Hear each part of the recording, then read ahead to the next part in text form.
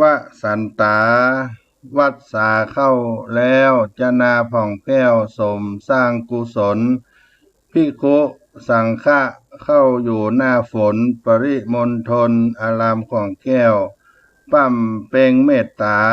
ศีลาผ่องแผ้วถ้าลงธรรมพุทธะหมู่จุมศรัทธา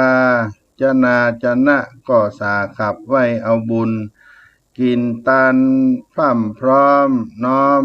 มากำหนุนชีวิตจำรูนเปิ่งบุญแก้วเจ้า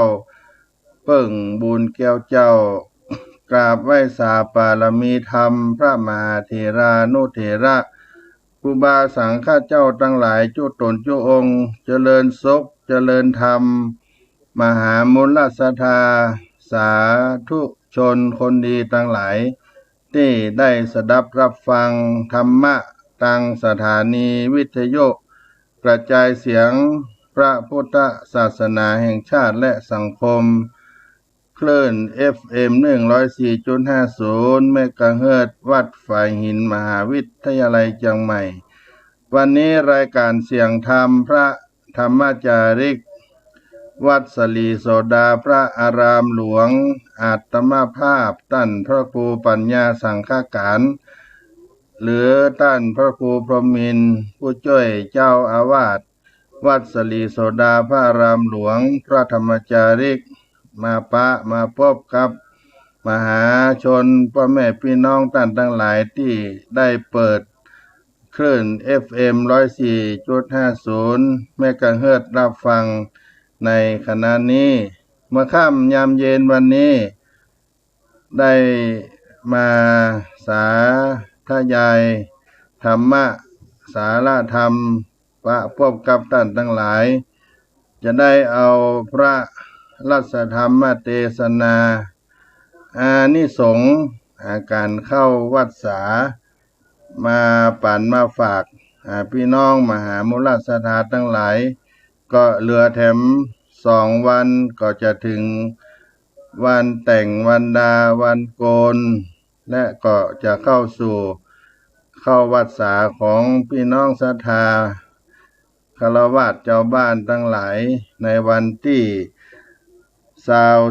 24กรกฎาคมเป็นวันเดือน10เป็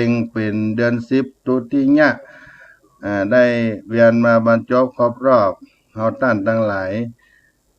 วันนี้อากาศตังอุชุบรรพตวัดสลีโสดาพระอารามหลวงก็มืดครึ้มเป็น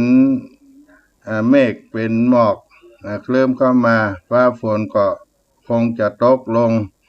แต่ว่าก็ตกลงตั้งแต่บ่ายจนถึงค่ำก็เกิดความชุ่มความเย็นใน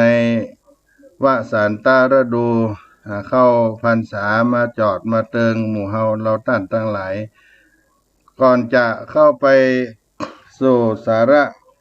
ธรรมอื่นๆก็จะนำเอาสุภาษิตล้านนามาปั่นมาฝากมหาชนคนดีท่านผู้ฟังทั้งหลายเป็นคำสอนโบราณบูรพาจารย์บรรพชนได้ก่อนไกลเอามาเป็นน้ำธรรมคำสอนให้เฮาเอาเป็นข้อคิดสะกิดใจสืบไปวันนี้นำเอาสุภาษิตล้านนาไทยในบทนี้ว่ากินฮื้อปอคาบหาบฮื้อปอแหงแปงฮื้อปอใจไข้ฮื้อปอนอนกินฮื้อปอคาบหาบฮื้อปอแหงแปงฮื้อปอใจไข้ฮื้อปอนอนกินให้พอดีมื้อหาบให้พอดีกับแรงสร้างหรือทำให้พอใช้งานเจ็บป่วยให้พอนอนก็เป็นความหมายของสุภาษิตล้านนาไทยในบทนี้ทำสิ่งใดให้ทำแต่ทำจริงให้พอดีกับกำลังสร้างสิ่งใดให้ใจงานได้ดีลงสู้แล้วให้สู้สุดกำลังก็เป็นความหมายของสุภาษิตล้านนาไทยในบทนี้อาจารย์สนันธรรมธิสำนักส่งเสริมศิลปวัฒนธรรมมหาวิทยาลัยเชียงใหม่เปิ้นประพันธ์เป็นคร่าวในสุภาษิตบทนี้ว่า คาบเข้าเรานั้นเปิ้นปันตากินมนุษย์เตียวดินกินสามคาบเข้ากินจกกินจีบอดีแลเจ้าเหมือนหาบนักเบาฮื้อเพราะสมเปิงกับแหงอ่อนแข็งนั้นเนาะฮื้อเหมาะดังข้อกำวอนแปลงฮื้อปอใจได้ดังคำสอนไข้ฮื้อปอนอนเหมือนกันดังอันความในข้าวการรับประทานอาหารท่านกำหนดไว้ให้มนุษย์เฮาได้กินได้ทาน3 มื้อต่อวันจงอย่าได้กินมากหรือน้อยกว่านั้นเหมือนกับการหาบของควรหาบให้พอดีกับกำลังคิดสร้างสิ่งใดให้ใจงานได้ดีและถึงคราจะเจ็บป่วยก็ให้มันนักที่สุดถึงจะนอนพักกรรมคมเหล่านี้มีความหมายคล้ายคลึงกันกินฮื้อปอคาบหาบฮื้อปอแหงแปลงฮื้อปอใจไข้ฮื้อปอนอนเป็นสุภาษิตคำสอนมาปั่นมาฝากพี่น้องศรัทธาด้านทั้งหลายในต้นรายการในวันนี้น้อ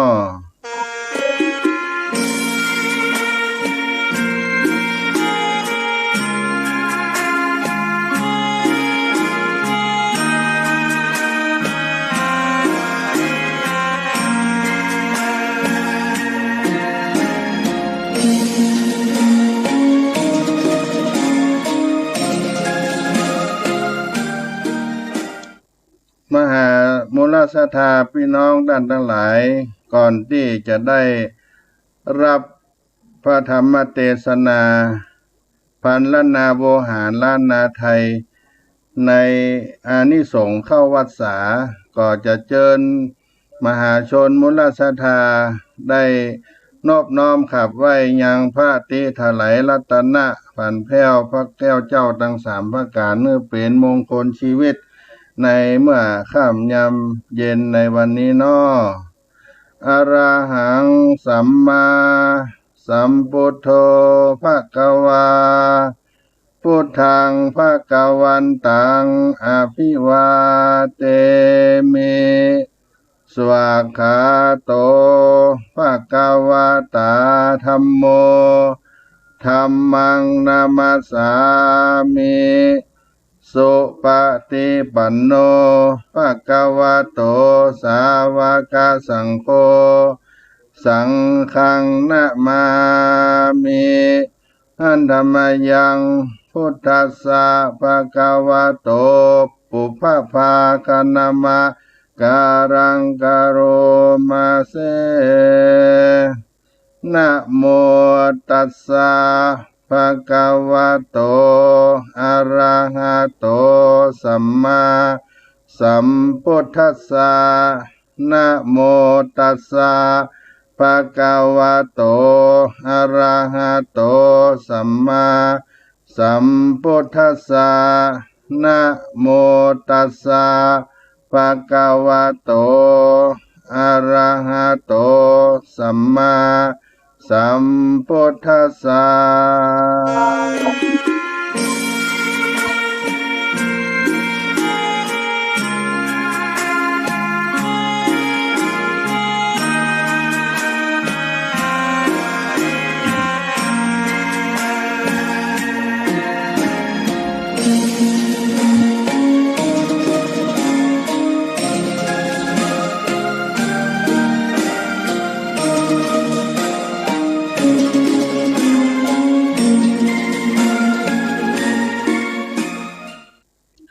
ส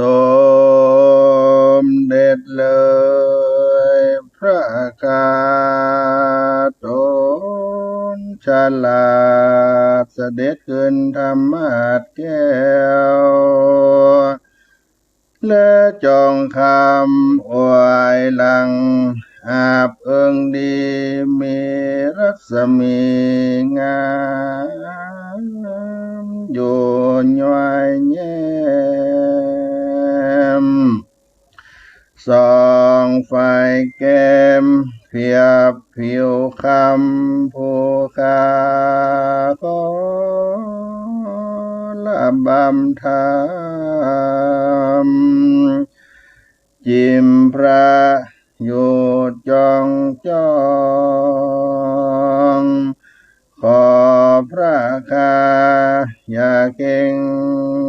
คำขอเทศนาธรรมเทศปองรู้แจ้งเจตใจจงตาวันโลตามคำไปแล้วพระสุริยะแก้วก็มารับเลี่ยมเขาโยกันทอนย่อพนมก็ก้มกายกล่าวขออาราธนาสวัสดุเจ้าเทศนาธรรมอนุกรรมปิมังวัจจังอาราธนังกโรมา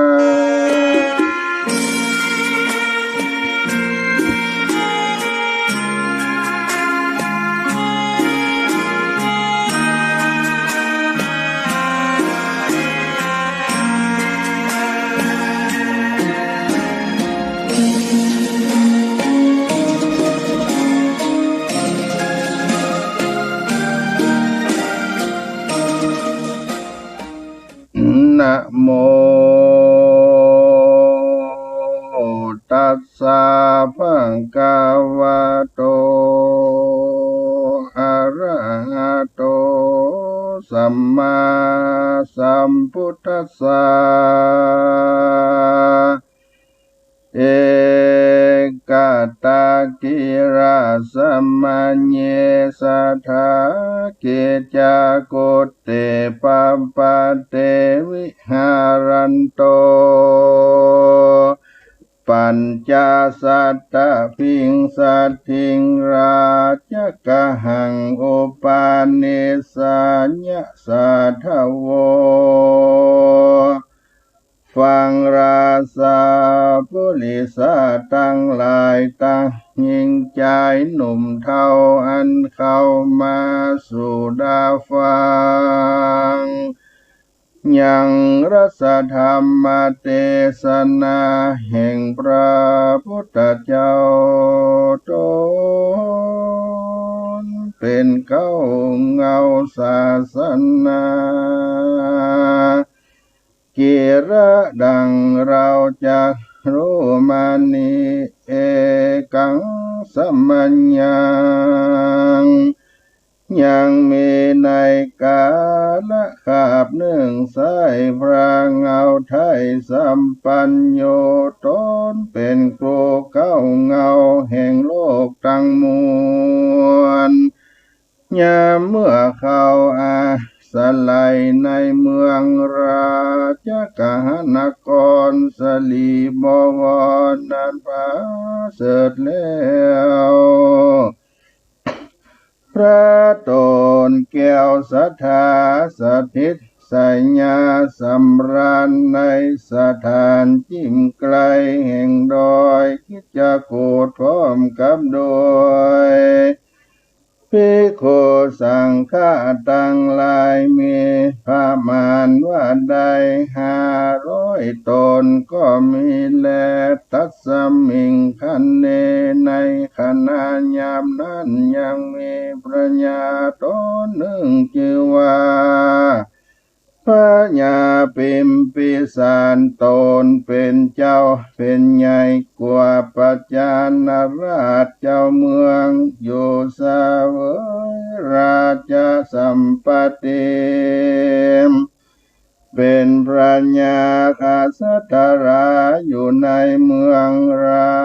ชกหนครตนผู้ทรยศมากปกห่มไพราชเจ้าเมืองเป็นสุขเรืองบ่น้อย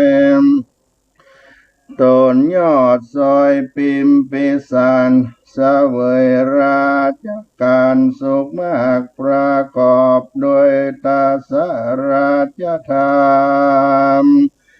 ตั้งสิบประการบ้านเมืองสุขบ้านยิ่งยอดก็มีแล่นนาในเมื่อเดือนเก่าเข้ามารอดพระธรรมจอดเข้ายามฝนตกลงมาสะสู่พระสัพพัญโญก็จักดาไกลเขาวัดสาบ่ไกลกลาค่ายจากบ่ปัดพรากเตียวจรไป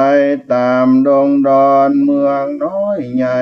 เหตุก็ใกล้อยู่จำบัดสาจักดามาไกลรอดแก่พระจอมยอดศรัทธาญาตาในกาละเมื่อใดดังอันตตาในกาละยามนั้นปัญญาปิมพิสารตนเป็นใหญ่มีใจไฟศรัทธาบ่น้อยจริงไพร่น้อยเสนาดีบแต่งดาตกแต่งหางแปลงวิหารกว้างเรือนลายเป็นวิหารใหญ่ทั้งที่เป็นวิหารกี่500 หลังอาจยามนั้นฝูงอามาตย์เสนาเขาก็จัดดาแต่งหางเอากันสร้างตกแต่งแปลงอาสนะเขาจัดดาไว้พร้อมตกแต่งซ้อมไว้500 ผืนในเมื่อเดือน10ออก14 ค่ำได้มาจอดพร่ำถึงแล้วพญาตนแก้วปิมพิสารจึงพร้อมโดยเสนาอามาตย์ปัจจานราชเจ้าเมืองทั้งหลายต่างคนก็ต่างเร่งคงควายตกแต่งหามันยังกิลานาปัจจัย ทั้งหลายตั้งมวลมีกันถ้าของหอมดอกไม้ลำเทียนและเครื่องปูจาทั้งหลายแล้วก็พร้อมกันย้ายออกจากนครเวียงไปพระพุทธเจ้าสถิตสำราญอยู่ในฐานะที่ใดเขาก็พร้อมกันไปฐานาที่นั้นกันว่าไปลอดแล้วเล่าก็พร้อมกันเข้าไปสู่สำนักแห่งพระพุทธเจ้า ตนเป็นผู้เก้าแห่งโลกตั้งมวลแล้วก็ชวนกันนบน้อมไว้พระพุทธเจ้าโดยที่ทิศที่เต้าหาแห่งเขาของแต่งน้อมปูจายังพระสัทธาเป็นเจ้าแล้วก็ไว้ว่าพันเตข้าแต่พระพุทธเจ้าผู้ข้าทั้งหลาย ขออาราธนายังพระพุทธเจ้ากำตังภิกขุเจ้าอรหันตามีกันนาเรียบร้อยได้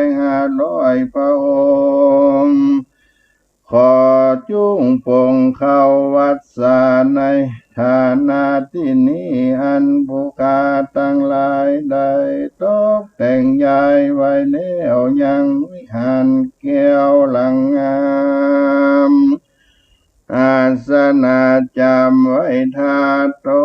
กแต่งสง่างามดีพามานว่ามีละสิ่งละ500 ขอ ประโยชน์สอยศรัทธากับตั้งภิกขุสังฆาตั้งหลายจุงมีใจภายโพธิแผ่คุณนาแต่ผู้ข้าทั้งหลายอันมายายแวดเฝ้าอาราธนาตนเจ้าสันนี้จุงเฮอจำเริญดียังกองบุ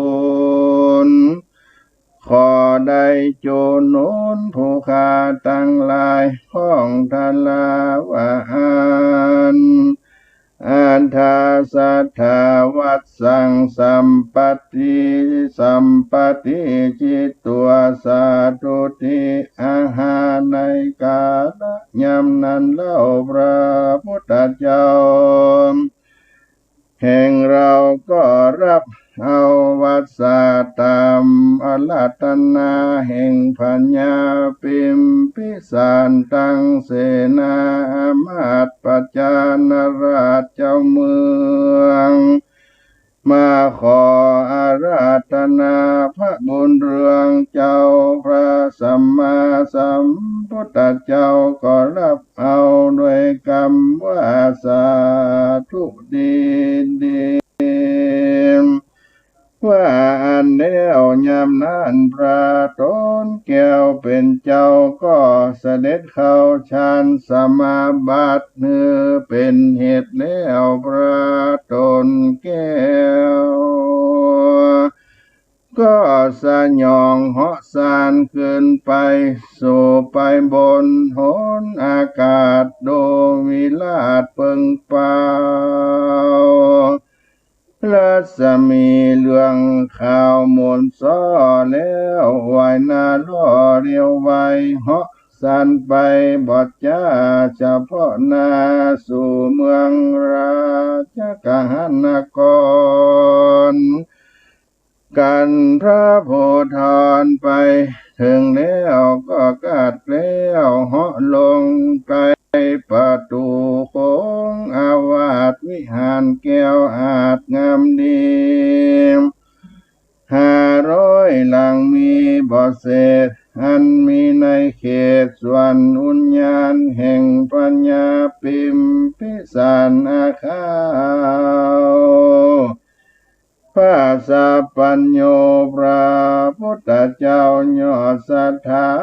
ก็เอาวัดสาในอาวาสในห้องราชกหนครอยู่ในวิหารงาม500 หลังพร้อมกับตั้งอรหันตาภิกขุกันนาได้500 ตนบ่เสด็จโหนไปเมืองอื่นเต้าอยู่จมจื่นโสภาในเมืองราชกหนครก็มีเมื่อนั้นแลนาอันดาโคราชา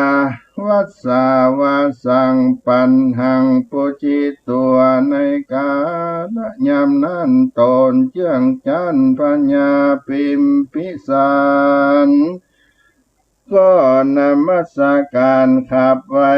ยังพระแก้วไทยยอดศรัทธาธรรมปัญหาอานิสงส์อันเขาวัสสาวาพันเต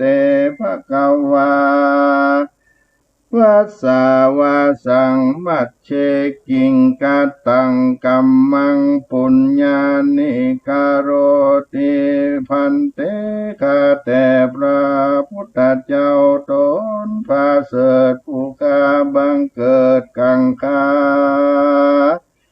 ถึงอันเขาอยู่จำวัดสาหิงภิกขุสังฆามวลหมู่ผู้ข้าตั้งหลายจักคงคอยกาตำบุญเอาไว้โจนนไปนาในกลางวัดสานั้นจักกะตำเป็นดังเลือจักเหือเป็นพละอานิสงส์อันมากกว้างในปัจจุบันนะอันนี้และอนาคตอันจักมาปลายนาขอพระพุท ทธเจ้าจงเมตตาคุณนาเทศนาให้แล้วแก่ผู้กาตั้งหลายฟังแด่เธอ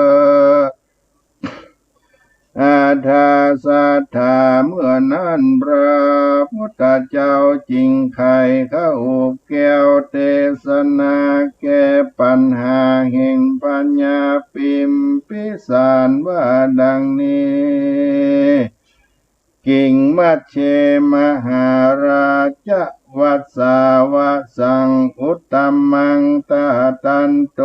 อุตตนังสีลังรักขันตุอุตตมังภาวนากัมมังภเวตุดุรามหา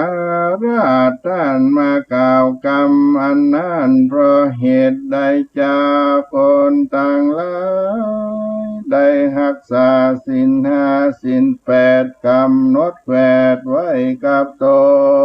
นก็เป็นมังกละมงคลนันพาเสริฐนักได้จำเริญบนตั้งหลายหือตานรักษาศีลฟังธรรมเมตตาภาวนาในกลางวัดสาก็เป็นมังกลานพาเสริฐยิ่งนักแก่โลกทั้งมวลดีเล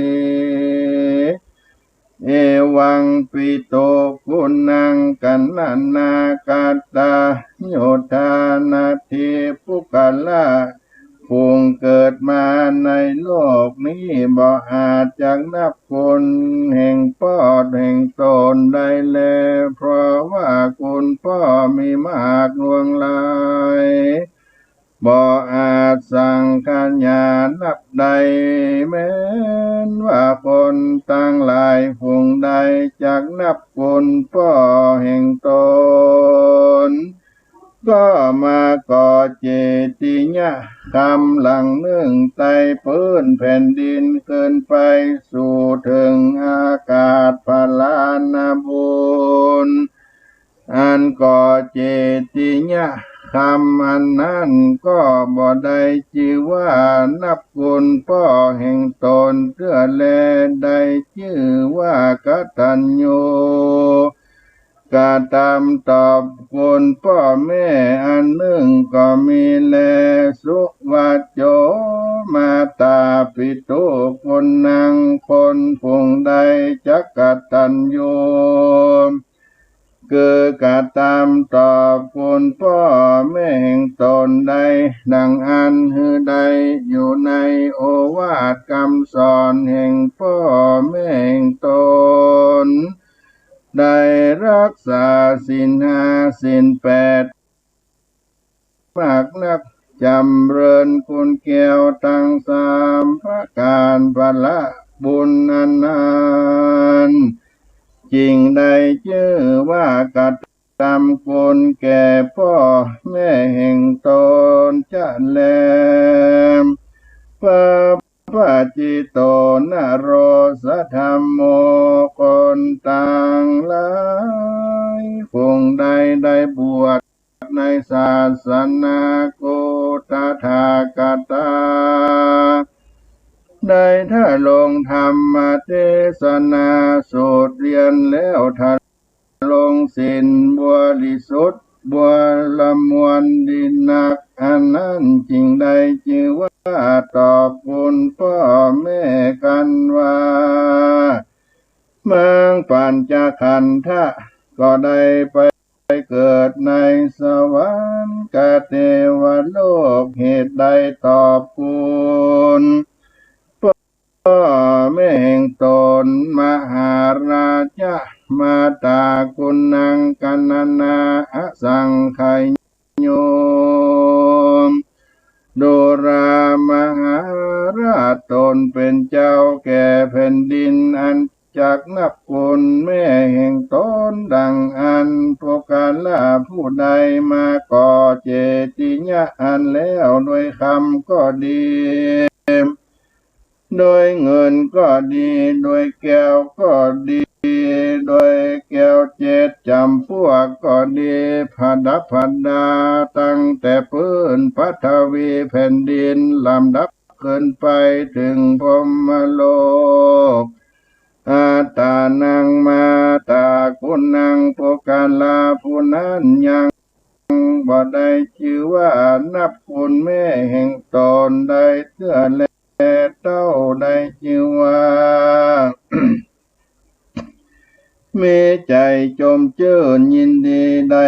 ตอบคุณแม่แห่งตนสิ่งเดียวก็บ่มีแลโยจะปีมาตาคุณนาสกัตตาโยตาผู้กัลลาผู้จักตอบคุณแม่แห่งตนดังอัน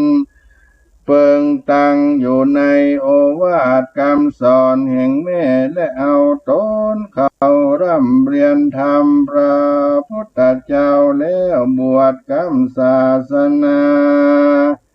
เพื่อตานรักษาศีลเมตตาภาวนาปั้มเป่งธรรมได้สูตรเรียนวินัยปิฎกทะไหลทั้งสามอันว่ากตามสันนี้แล้วจริงได้ชื่อว่าตอบคุณแม่ดีลีโปกาละผู้นั้นกันตายก็ได้ไปเกิดในห้องเลิศสวรรค์เทวโลกโปกาละผู้บ่ได้ตอบแทนคุณพ่อแม่ครูบาอุปาจายะอาจารย์เจ้ากันมั่งขันธะตังอาตายไปก็ได้ไปตกนรกทะลงตกขาเวทนามากนักโยปิอันว่าผู้กาละผู้ใดได้กระทำคุณต่อพ่อแม่แห่งตนตั้งหูญาติกาวงศาคูบาอาจารย์แห่งตนดังอันโสจันโนอันว่าคนผู้นั้นก็ได้อานิสงส์ได้เสวยสัมปติบ่อาจกันนันนาสังขญานับใดและนามอาลิญาเมตไตรโยโพธิสัตโตส่วนนั้นว่าพระลิญาเมตไตรโพธิสัตว์เจ้าได้เมื่อเกิดในจันทร์ฟ้าตุสิดาและจักเสด็จลงมาทลัดพัญญาสัพพัญโยเป็นพระนั่งเหนือเต้นแก้วเทพก็ไม่มหาโพธิจักมีในกาละเมื่อใดยามใดดังอันว่าโปกาละผู้ใดตอบแทนคุณพ่อแม่แห่งตนแล้วนั้นก็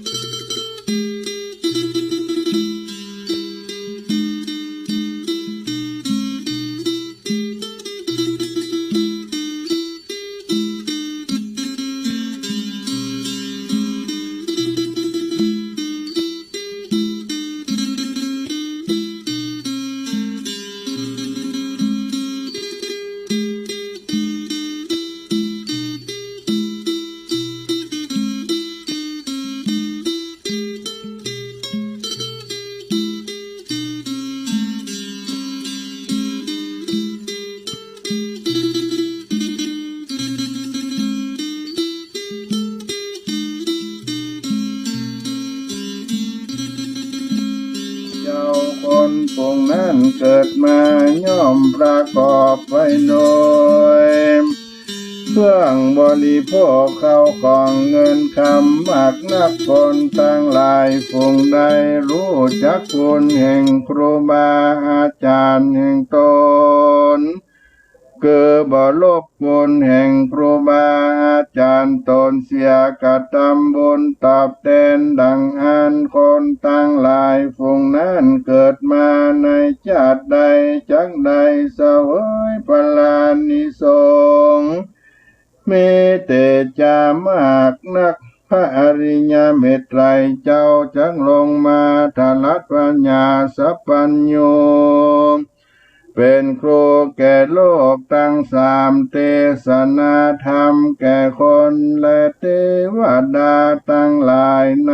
กาลยามใดคนต่างหลายฝูงนั้น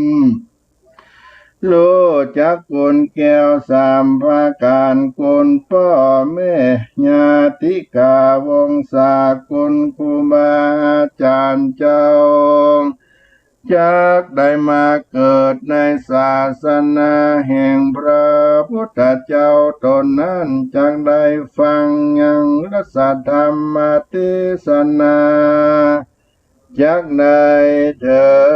งอรหันตาแล้วล้วนนิพพานไปแลโยตะลิกา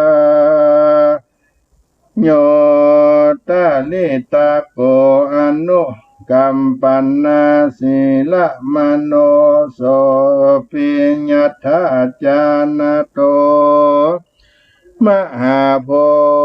โคตลิเกกลุณาเยวะตังเตติญาธาจัตโตมหาสุขังนโยกโตโยนะอโรนว่าคนทั้งหลายฝูงใดมีใจคุณนายังคนฝูงทุกข์ไร้เข็นใจได้เข้าเปลือกเข้าสารประมาณพอกินอิ่มก็ดีมีใจคนนาผู้ไร้เหือตานแผ่นพาก็ดีพวกกาลาผู้นั้นเกิดมาใน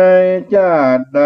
อันใดก็เตียนย่อมประกอบไว้โดยเครื่องบริโภคอันดีงามเป็นต้นว่าข้าวน้ำโภชนะอาหารพาผ่อนต้อนแลจันตั้งหลายตั้งมวลบ่อาจจักสั่งขญานนับใดหาทุกโศกบ่ได้สังภาวะญาติอันเกิดมานั่นแลญาติจะมานาจาโตเสถังมะหังทิกังโสจันนาอันว่าคนตั้งหลายฝูงนั้นได้เกิดมาในเมืองคนเมื่อใดจักได้เป็นเต้าพญาตนพระเสริฐกว่าเต้าพญาตั้งหลายมีฤทธิอนุภาพมากนักประกอบไว้โดยลดและมาอันควรนะพิลมจมชื่นยินดีมีวันนะต่างๆประกอบโดยเตเสตชัดพองภายมีหลายภาการต่างๆมากนักโดยเตจาบุญนั้นตนได้กระทำมาแต่ก่อนบ่หอนสูญหาย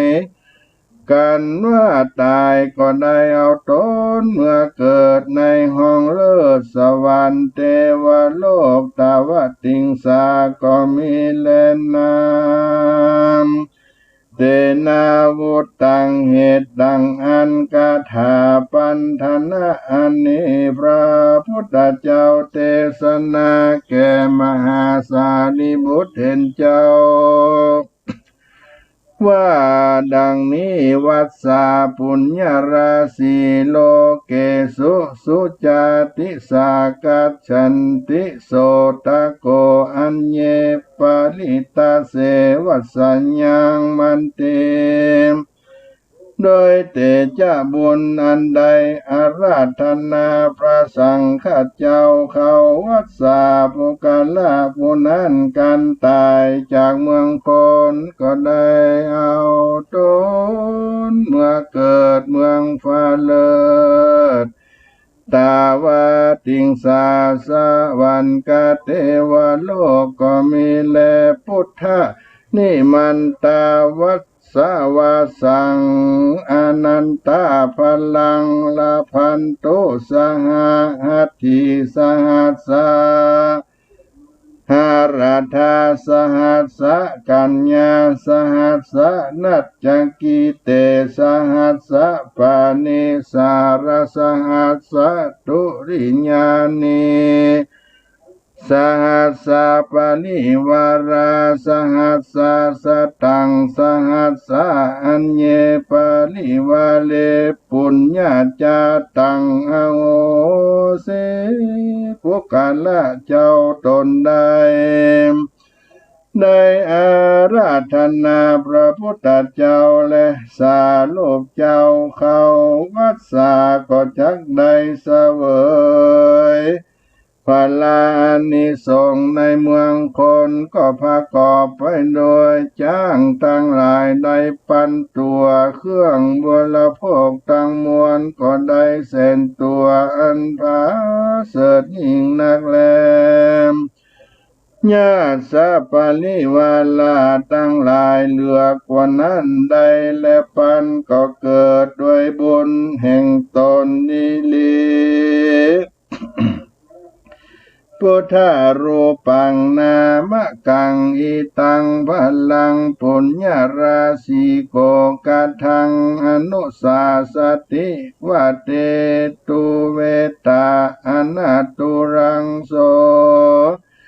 ญาสะเตเจนะเตจัสสะพุทธโส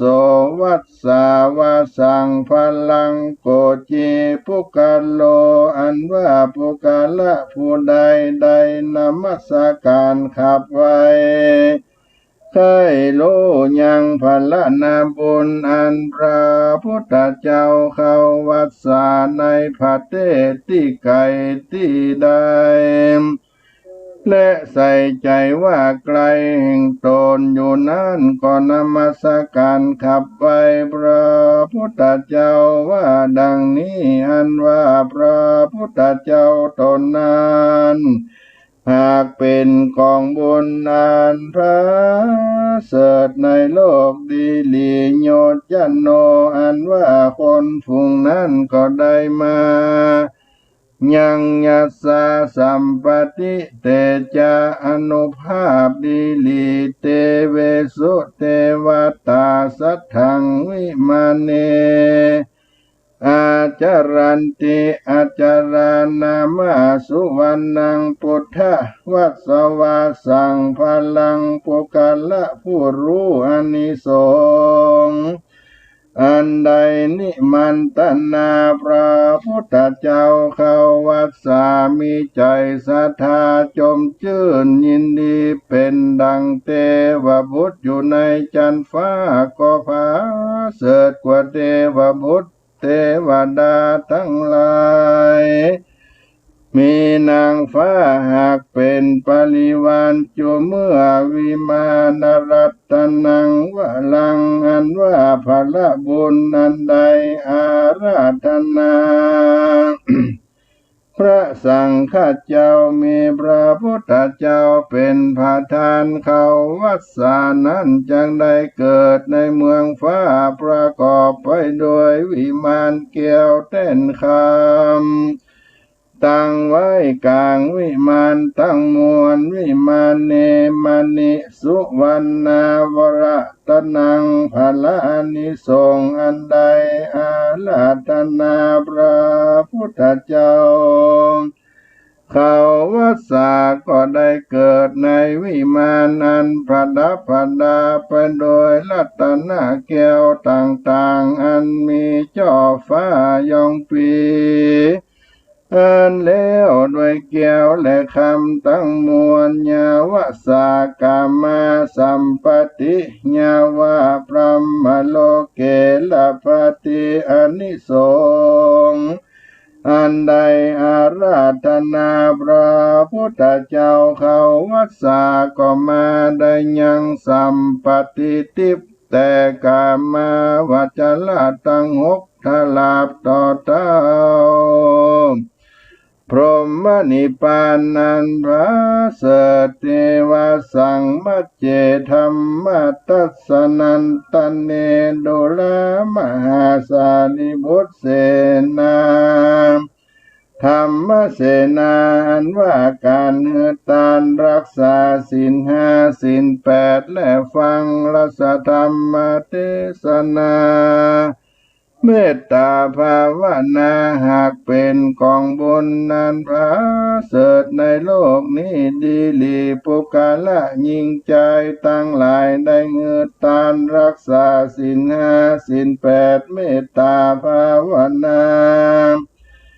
และได้ฟังรัสธรรมเทศนาในกลางวัดสาจักได้อานิสงส์จุบัดย่างตั้งเตียวปะหิโนมาเสกาโลธรรมสุตังติโนใน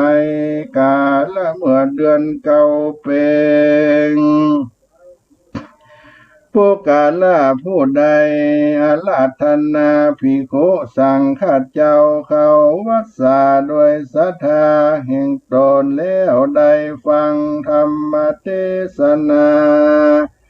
เพื่อตานข้าวน้ำปัจจัยบ่ขาดได้สั่งอาวาสเนื้อเป็นตานเป็นที่อยู่ภิกขุสังฆาก็มีพลานิสงส์อันประเสริฐนักแลอันว่านิสงส์พลานบุญอันใดเฮือศาสนาที่อยู่ที่กินเป็นตานได้รักษาศีลฟังธรรมในกลางวัดสานั้นจักกันนานับอานิสงส์บ่ได้เกิดมาในชาติใดเตียนย่อมประกอบไปโดยปัญญาและได้อยู่ภา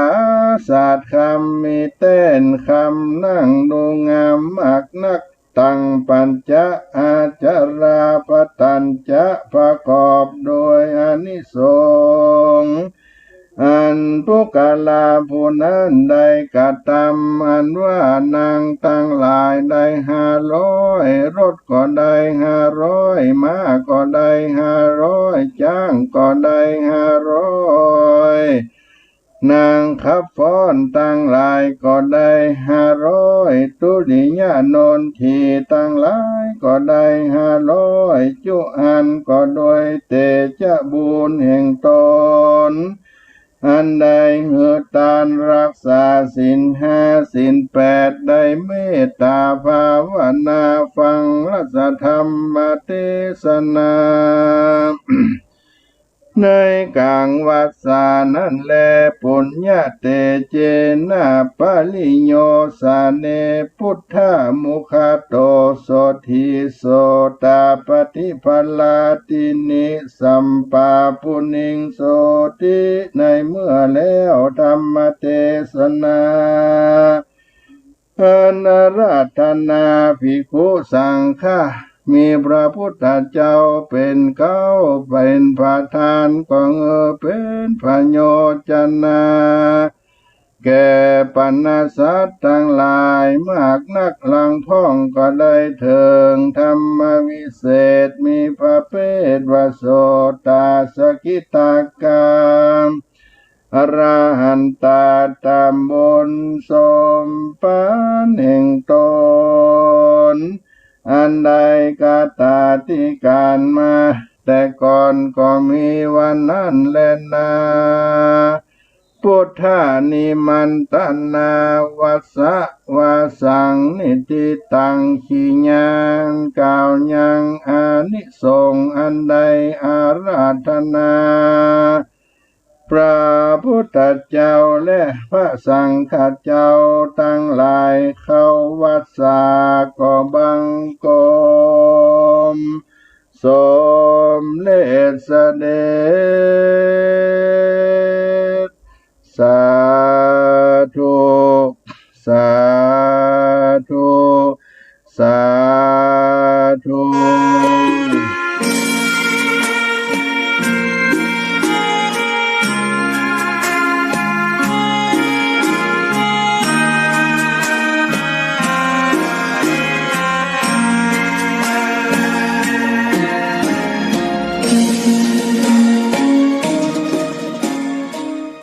มหามูลราชธาญาติโยมทั้งหลายวันนี้อาตมาภาพท่านพระครูปัญญาสังฆการก็ได้นำเอาพระราชธรรมเทศนาอานิสงส์เข้าวัดสาที่องค์สมเด็จพระสัมมาสัมพุทธเจ้าพระองค์ได้ประทับอยู่ที่เมืองราชคฤห์หรือราชกหานครที่มีพระเจ้าพิมพิสารได้เป็นผู้อุปถัมภ์อุปถากองค์สมเด็จพระสัมมาสัมพุทธเจ้าได้เข้าจำพรรษาและมีอานิสังสะนานาต่างๆที่ได้กล่าวในรัสธรรมเทศนาเป็นพันละนาโวหารล้านนาเปื้อนเมืองได้มาปั่นมาฝากพี่น้องท่านทั้งหลายวันนี้ก็ได้มาปั่นมาฝากให้พี่น้องศรัทธาสาธุชนเอาไว้เป็นพระอานิสงส์ในการฟังธรรมเปื้อนเมืองเหนือ ล้านนาไทยของเราบ่ให้มันสูญมันหายไปรักษาเอาไว้ซึ่งภูมิปัญญามรดกธรรมคำสอนของบรรพชนบรรพบุรุษเฮือกู้ไว้ยังผืนแผ่นดินล้านนาไทยของเราไว้และก็เป็นประโยชนะปุญญะบุญกุศลเพื่อพี่น้องที่ได้สดับรับฟังทุกท่านทุกคนวันนี้รายการเสียงธรรมพระธรรมจาริกวัดสลีโสดาก็หมดเวลาลงไปเพียงตัวอีกก็จะขอปันปอนฝากลาพี่น้องศรัทธาท่านทั้งหลายในการได้เข้ามาสดับรับฟังยังการรัสธรรมเทศนาวันนี้ก็ขอให้อยู่เย็นเป็นสุขกันทั่วหน้าให้ได้มีความสุขกายสุขใจกันจุผู้ในคนเนอละดูเวียนมาวัดสาเข้าแล้วอารามของแก้วศรัทธาไหลหลำอุปถากวัดติรัตทั้งสามแปลงใจบานงามสดใสบ่เศร้าเข้าไปวัดหลายขวาเจ้าไปวัดหลายขวายตานคนเท่าบ่บกบางเบาทุละขอบุญกุศลดลได้อย่าละลาภะหลังค้อนตามกรรมอายุวันนะพละตอบตามสมดังปอนงามปัญญาแห่งข้าสมดังปอนงามท่านพระครูปัญญาปัญหือจุผู้ในคนเนอจัตตาโลธรรมาวัฏันติอายุวันโนสุขังปะลัง